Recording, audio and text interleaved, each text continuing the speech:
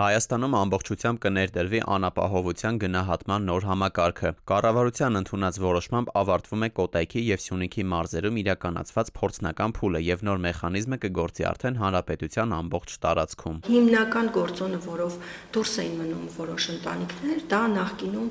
ունեցած վարկային պարտավորություններ կամ երաշխավոր էին հանդիսացել մեկին, որ իր վարկային պարտավորությունը չէր մարել և դրա պատճառով ընտանիքը համակարգից դուրս էր մնում։ Հիմա մենք փոխել ենք և վարկի վաղեմությունը և հստակ նշել ենք, թե որքան ժամանակ մարումներ չպետք է լինեն, որ այս գործոնը բացառող չհանդիսանա։ Նախկինում 18-ից 22 տարեկաններին եկամուտ չէր վերագրվում, իսկ այժմ տարիքային սահմանափակումը հանվել է, այսինքն անկախ տարիքից, եթե անձը որոշել է ստանալ այլ մասնագիտություն ու տվյալ պահին կրթության փուլում է, ապա նրան եկամուտ չի վերագրվում։ Մի գործոն էլ կա. մարդը եթե վերադարձել է զինծառայությունից կամ քրեակատարողական հիմնարկից ու դեռ 6 ամիսը չի լրացել, ապա այս դեպքում էլ եկամուտ չի վերագրվում։ Սա ըստ պատասխանատուների նպատակ ունի նպաստելու մարդկանց վերասոցիալականացմանը։ Եթե ընտանիքը ապրում էր վարձով բնակարանում, իսկ վարձով բնակարանում մինչ այդ ապրում էր այլ ընտանիք, գազի սպառման ծավալը հաշվում ենք նախկինում, սպառած գազի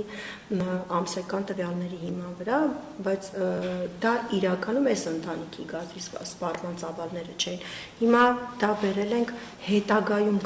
գազի սպառման ծավալները, հենց այդ ընտանիքի գազի սպառման ծավալներն են նշանակություն ունենալու։ Նոր համակարգով նպաստի միջին չափը 86,000 դրամ է, իսկ առավելագույնը 280,000 դրամ, իսկ նախկին համակարգում նպաստի միջին չափը շուրջ 29,000 դրամ էր։ Մասնագետները սակայն կարծում են, թե կատարելագործված մեխանիզմը չի կարող ամբողջությամբ բացառել սոցիալական անարդարության դրսևորումները։ Նրանց գնահատմամբ փաստաթղթերով ներկայացվող պատկերը հաճախ չի համապատասխանում իրականությանը, ինչի հետևանքով աջակցության կարիք ունեցող որոշ ընտանիքներ դուրս են մնում համակարգից։ Երբ զույգը միտումնավոր հայրությունը տղամարդու դեպքում այսպես չի ճանաչվում, միտումնավոր միայնակ մայր է կինը գրանցվում, մինչդեռ փաստացի ունի կողակից երեխաները փաստացի հայր ունեն, չարաշահելով այդ ռեսուրսը, փաստաթղթային առումով երեխաները օրինակ ծնողազուրկ են համարվում, միակողմանի կամ կինը միայնակ մայր է համարվում, դա դասական օրինակն է եւ ռեսուրսները չարաշահվում են։ Պետության հիմնական նպատակն ըստ փաստաբանների պետք է լինի ոչ թե նպաստների շուրջ կախվածության ձևավորումը, այլ աշխատելու խրախուսումը եւ կայուն եկամտի ստեղծումը։ Սոցիալական աջակցությունը պետք է դիտարկվի որպես ժամանակավոր օգնություն կյանքի դժվար փուլերը հաղթահարելու համար։ Զուգահեռաբար նաև ավելանում են հարկերը,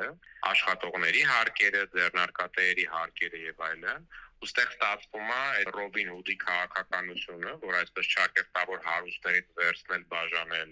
չունեցողներին, ստեղ ամեն դեպքում այդ բալանսն էլ չի պահպանվում։ Սոցիալական աջակցության ցանկացած համակարգ ըստ մասնագետների կարող է արդյունավետ լինել այն դեպքում, երբ աջակցությունը կհասնի իրական կարիքավորներին։ Հետևաբար, նոր համակարգի հաջողությունը մասնագետները կապում են ոչ միայն տրամադրվող գումարների չափի, այլև այն հանգամանքի հետ, թե որքանով այն կօգնի մարդկանց վերադառնալ աշխատաշուկա եւ ինքնուրույն կազմակերպել իրենց ապագան։